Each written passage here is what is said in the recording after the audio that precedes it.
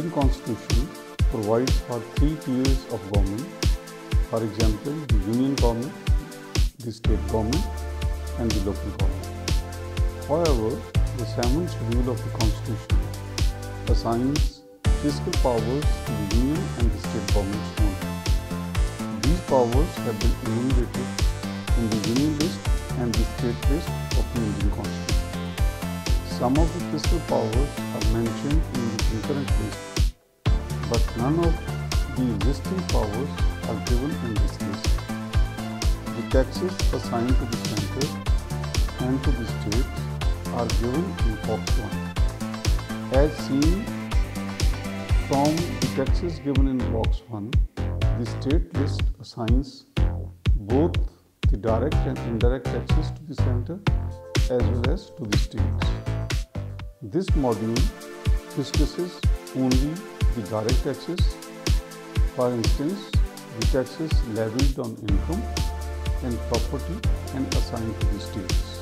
While assigning taxes between the center and the states, the constitutional framework allocated all India broad-based taxes such as the personal income tax and taxes on corporate income to the center, and the taxes that could be better administered at the regional level such as the land revenue, the agricultural income tax, stamp duty and registration fee, and professional tax to the states.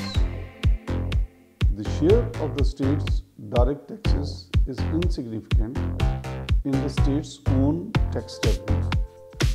It was only 11% in 1991-92, increased to 15.5% in 2007-08, but it again reduced to 13.8% in 2011-12. The Indian Union comprises 27 states and 7 centrally administered areas known as union territories. The local government has been given a constitutional status by the 73rd and 74th Constitutional Amendment carried out in 1992. After studying this module, you will know the assignment of the taxes between center and the states, understand the taxes levied by the state. The taxes levied on income and properties are known as direct taxes. Those levied on commodities and services are known as indirect taxes. Comprehend the structure and specific features of taxes levied on income such as land revenue, agricultural income tax, and profession tax. You will understand the role of taxes on property such as stamp duty and registration fee. First of all, let us discuss how the tax power is divided among union and state in India. India is a federation with division of tax powers and functions between the union and states. These tax powers have been given in the union and state lists. The constitutional framers have assigned all India broad-based taxes to the center, and those taxes which could be better administered at the regional level are assigned to the states. Let us understand how the taxes on income and property are divided between union and states. Under union head, taxes like personal income tax, tax on corporate income, estate duty, gift tax, wealth tax. Under state taxes like land revenue, property tax, agricultural income tax, profession tax, stamp duty, and registration fee. Let us see how taxes on commodity and services are divided among state and union. Custom duty, union excise duty, central sales tax, taxes on services comes under union. And sales tax, motor vehicle tax, passengers and goods tax, state excise duty, entertainment tax, electricity duty comes under the states. Let us discuss first the most important source of revenue for the state, that is land revenue. It is levied on agricultural land through Land Revenue Act, administered by the Revenue Department of the state. The base of this tax differs among states. States levy land revenue on the basis of combination of any of the variables, that is, physical configuration, productivity of soil, climate and rainfall, yield of principal crops and their prices. Punjab, Haryana and Arunachal Pradesh have abolished this tax. In India, since very early times, kings were entitled to take a certain share of the produce grown by the owners of the land in their dominions. It held a dominant position in early fiscal system and continued to be the main tax in the agriculture sector. Presently, different states levy land revenue on the basis of physical configuration and productivity of soil, climate and rainfall, yield of principal crops and their prices, and the market value and location of land, etc. It is levied in almost all the states on the basis of land surveys, dating generally from the pre-independence days. Some states like Punjab, Haryana and Arunachal Pradesh have abolished this tax altogether. In addition to land revenue, some of the states levy cess and surcharge on land revenue, and the yield is assigned to the local bodies and franchise. In states like Uttar Pradesh and Maharashtra, local bodies levy and collect cess and surcharge at varying rates. The rate structure of land revenue varies across states. There is no uniformity either in the rate or in the base of tax. In general, the tax is fixed according to whether the land is irrigated or it is or the crop sown on the land is commercial or non-commercial. In Gujarat, Jharkhand and Madhya Pradesh, land revenue is collected on the basis of fertility and productivity of the land. In Karnataka, the land revenue is fixed keeping in view the physical configuration, the climate and rainfall, yield of principal crops and their prices. For example, ₹5 per katha in case of dry land, and the tax is double the rate levied on dry land in the case of garden and wet land. In Kerala, the difference in rates is based on the location of the land, whether located in panchayats or municipalities, townships or corporations.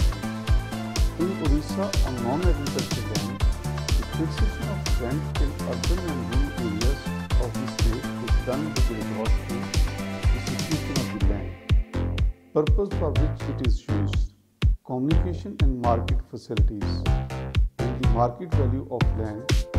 In Bihar, the rate of land revenue is ₹10 per acre for irrigated and ₹5 per acre for non-irrigated land. Some states like Gujarat, Kerala, Madhya Pradesh, Maharashtra and Odisha show a rising trend in tax revenue with minor fluctuations. Land revenue applicable to irrigated, unirrigated and partially irrigated land does not be fixed uniformly either. In addition to land revenue, some of the states levy cess and surcharge on land revenue, and the yield is assigned to local bodies. In Uttar Pradesh and Maharashtra, it is levied by local bodies. An additional tax on commercial crops is levied by Karnataka, Kerala, Madhya Pradesh, Maharashtra and Rajasthan. Kerala also levies a tax on plantation crops. Its share is negligible in state's own tax revenue. It varies between 2.08% in 1995-96, 1.04% in 1999-2000 and 1.38% in 2012-13. Exemption is given to land used for pisciculture and horticulture on the basis of land holdings of irrigated and non-irrigated land. Besides, small-scale industries in rural areas and monasteries in Sikkim are exempted from this tax. The existing system of land revenue suffers with certain weaknesses. The problems are related to heterogeneity in rate of tax on commercial crops and non-existence of tax in some of the states. There is no land revenue in agriculturally developed states.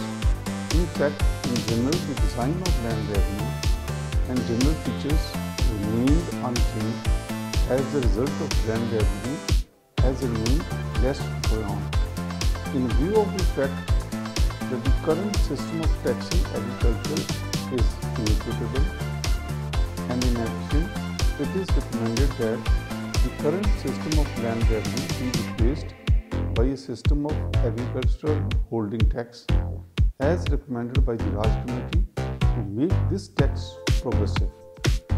It recommended that an agricultural holding tax should replace the land revenue, surcharge and other agricultural income taxes. The main feature of agricultural holding tax are as follows.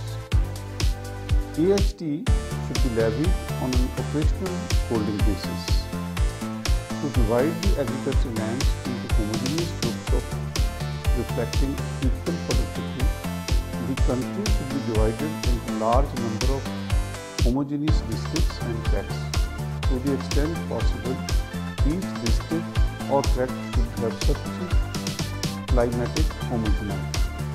The output of different crops per hectare should be estimated for each year on the basis of the estimates of the yield for the previous 10 years as revealed in crop cutting experiments and the average harvest price of the preceding 3 years prevailing in the important markets of the area. For each district or tract, the schedule of rateable value of land per hectare obtained for different crops should be revised every year.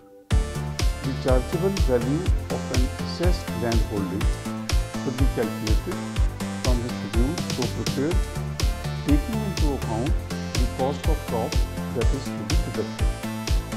A development allowance should also be allowed to all agricultural holdings at the rate of 20% of the chargeable value, subject to a maximum of rupees 20,000. The agricultural holding tax should be levied on the chargeable value of holding minus the development allowance.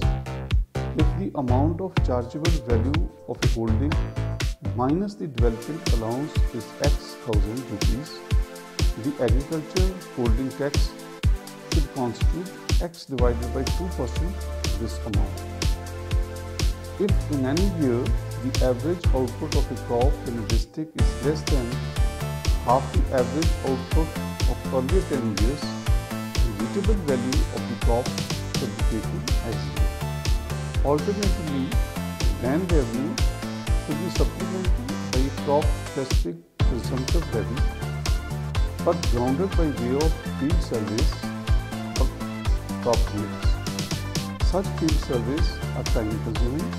The supplementary level of this type can only be implemented in a sequential manner with an initial focus on the crops known to be the most profitable in each area. The agricultural holding tax is a simple and effective method, and it has most of the features of a good tax system. Slide 12. Let us discuss agricultural income tax. It is a levy on receipts of agricultural income. The main objective is to mobilize revenue from agriculture and to reduce disparity in income in rural areas. According to the Indian Income Tax Act 1961, agricultural income is any rent or revenue derived from land which is used for agricultural purposes, any income derived from land by agricultural operations including processing of the agriculture produce, and any income attributable to a farmhouse is treated as agricultural income. Entry 82 of the central list, that is list 1, and entry 46 of the state list, that is list 2 of the 7th schedule of the Constitution, specify that the state should collect income tax on agricultural income when the taxation of all other income falls within the purview of the central government. All those states that levy an agricultural income tax adopt the definition contained in the Indian Income Tax Act with slight modifications to suit local conditions. The Indian Income Tax Act 1961 defines agricultural income as number 1. Any rent or revenue derived from land which is situated in India and is used for agricultural purposes. For example, growing of all land produce like grains, fruits, spices, commercial crops, tea, coffee, etc. And 2.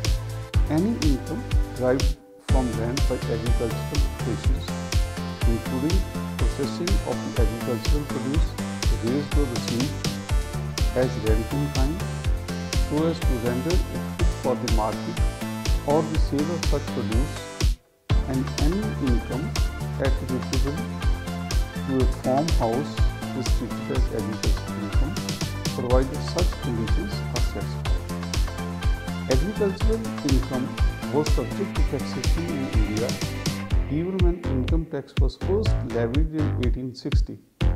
However, the Income Tax Act 1886 exempted it from the purview of income tax.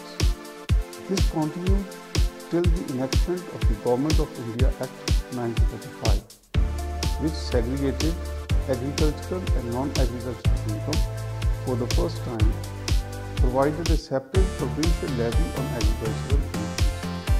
This provision was retained in the present constitution. Bihar was the first state in India to levy a tax on agricultural income in 1938, while Assam levied the tax in 1939. Some other states also followed suit in course of time. However, some of the states introduced the tax for a very short period and repeated it subsequently.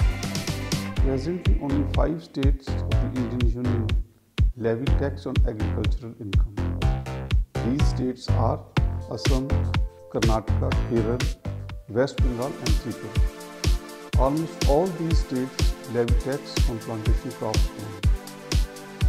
The trends in revenue from agricultural income tax and its percentage share in the state's own tax revenue reflect its insignificant contribution that varies between 0.57% to 0.03% to the state's exchequer.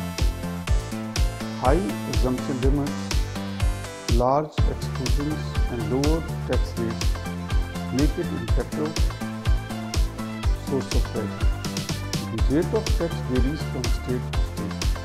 In the case of individual taxpayers, the tax rate varies between 5% to 60%, while for companies it varies from 30% to 50%. Low tax rate, narrow base, high exemption limits, and large number of exemptions and exclusions are the weaknesses of the agricultural income tax as a source of revenue for the states.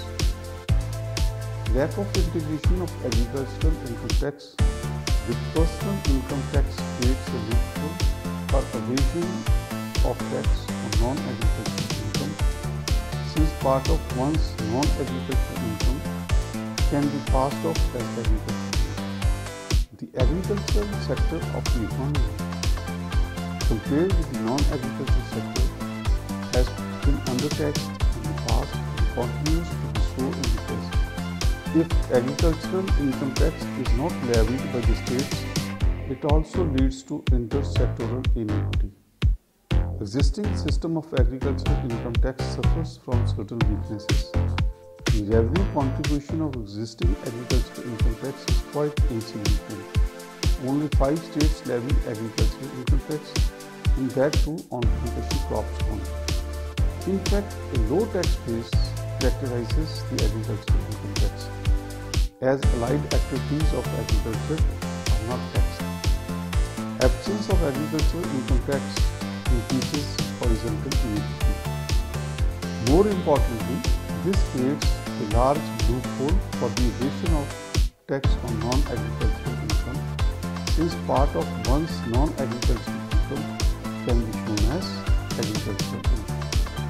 An analysis of the share of agricultural component in the gross state domestic product reveals that even though some major states like Andhra Pradesh, Bihar, Odisha, Haryana, Punjab, Madhya Pradesh and Uttar Pradesh have a significant share, there are no taxes on agricultural income. In Punjab, as stated earlier, even though the share of the agricultural income in the state's gross domestic product is more than 30%, no tax is levied on agriculture.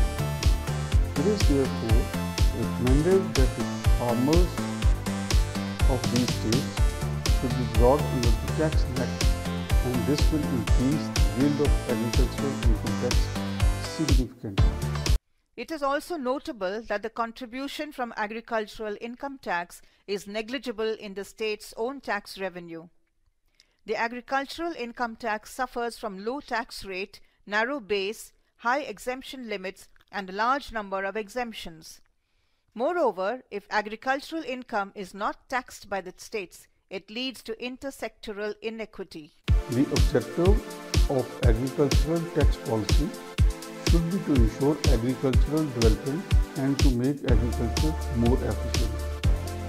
There should be sustained increase in total production and in the productivity per hectare in agriculture for development. Increasing agricultural productivity is a prerequisite for the creation of the surplus in this sector that can be siphoned out by the agriculture taxes and used for industry. Therefore, from the point of view of intersectoral equity, it is important that the system of agricultural income tax is reformed in such a way that the states are able to mobilize the much needed resources for the development of the states. With the view to rationalize agricultural income tax, all the large farmers in all the states having agricultural income should be covered under this tax. Although in the initial years of independence, some of the states levied this tax, subsequently it was abolished on the grounds of low productivity and administrative problems. Stamp duty and the registration fee are two components of the tax on property related to devolution of possessions of instruments.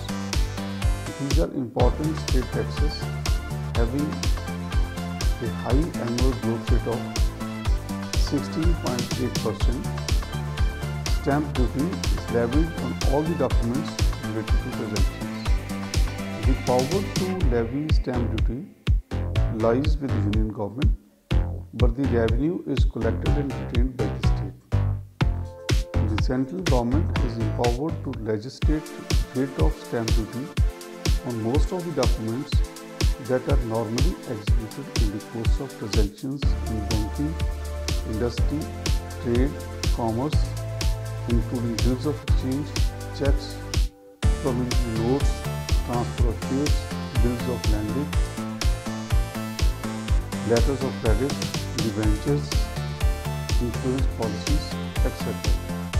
This prevents competitive exploitation of this tax by the state and facilitates the smooth conduct of interstate and international trading through uniform and low rates.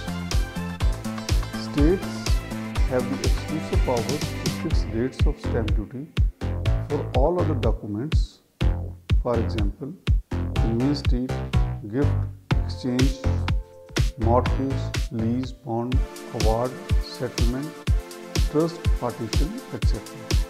Stamp duties are judicial as well as non-judicial in nature. Judicial stamp duty is levied on suits, petitions, applications, etc. filed in courts and public offices.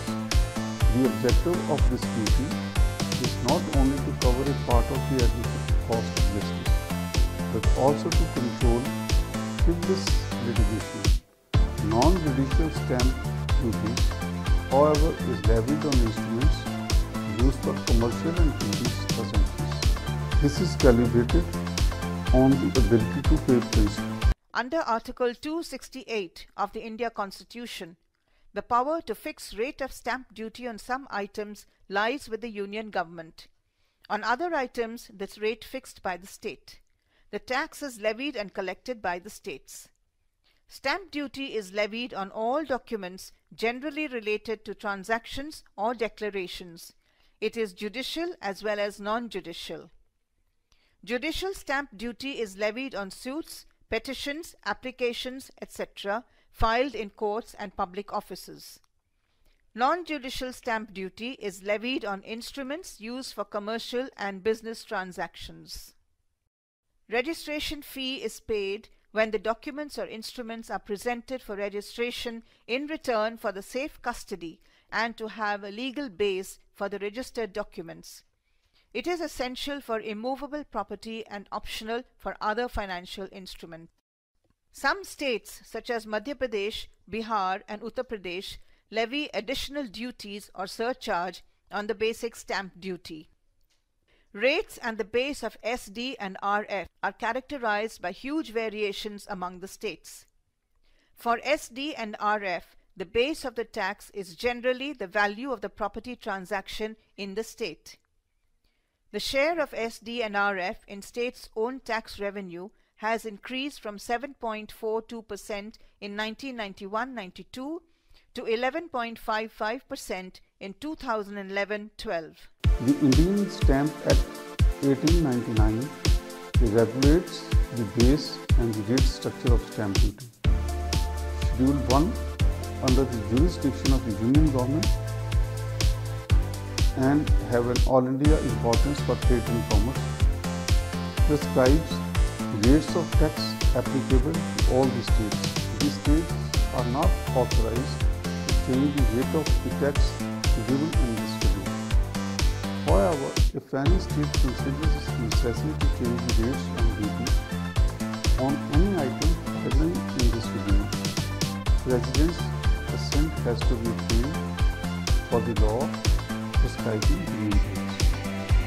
The rates levied under the Indian Stamp Act and the various amendments made by the states while separate enactments indicate that in general there is uniformity of rates throughout the country with regard to the instruments falling under Schedule 1 of the Indian Stamp Act 1899. However, changes have been made in Schedule 1 in Tamil Nadu, Assam and the northeastern states.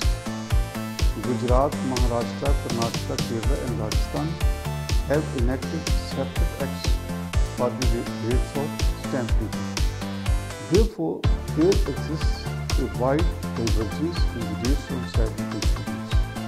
The stamp duty rate structure on conveyances, which is the main component of the revenue from stamp duty, indicates that the current rates in different states have large variations.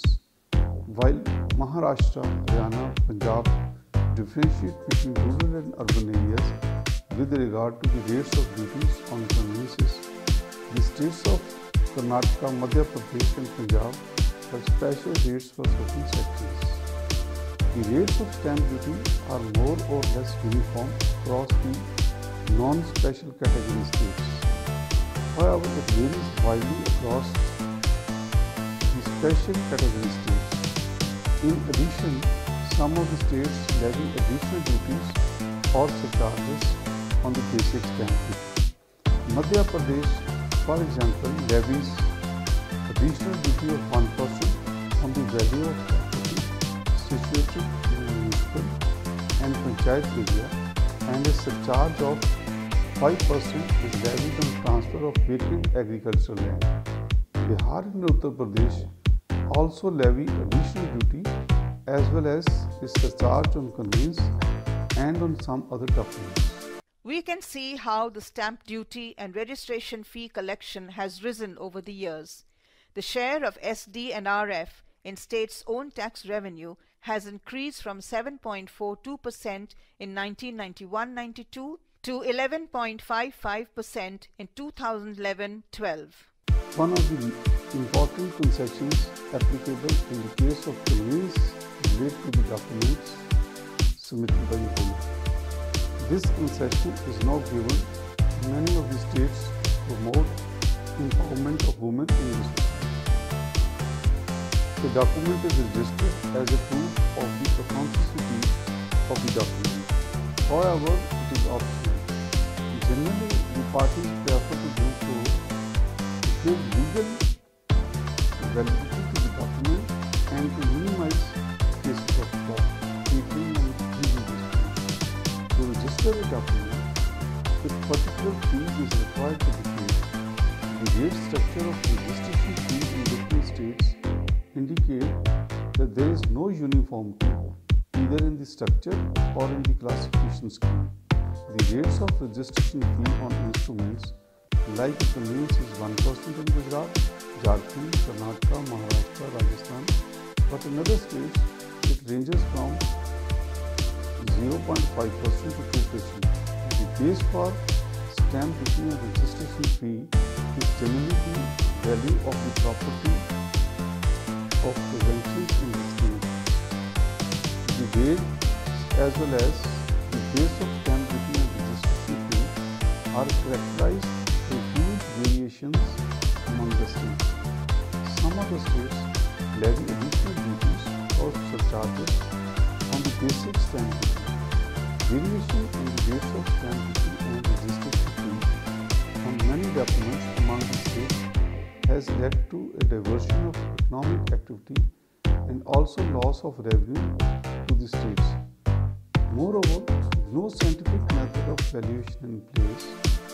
Determination of the market price of property results in proliferation of corrupt practices.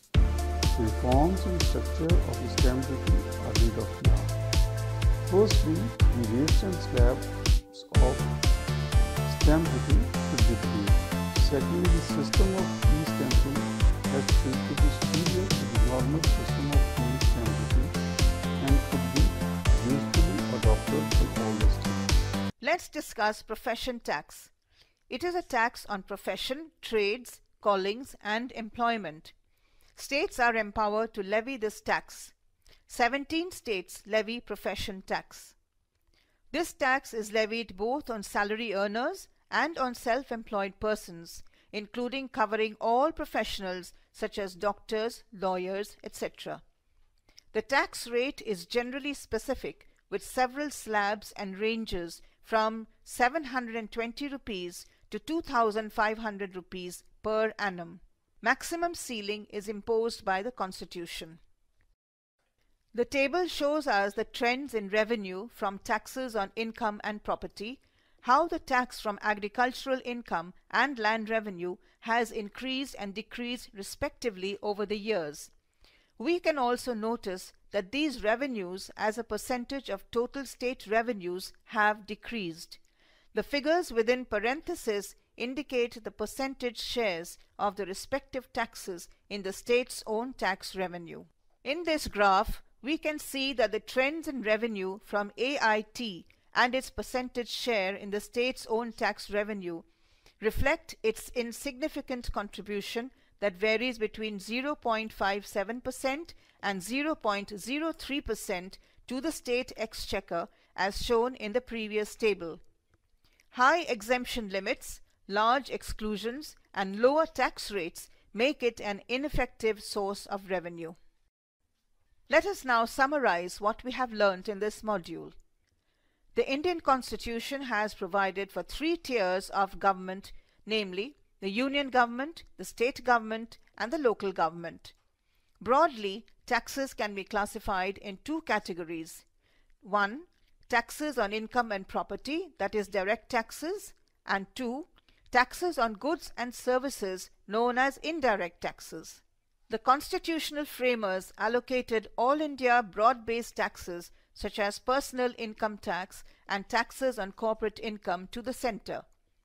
Taxes that could be better administered at the regional level such as land revenue, agricultural income tax, stamp duty and registration fee and profession tax are assigned to the states.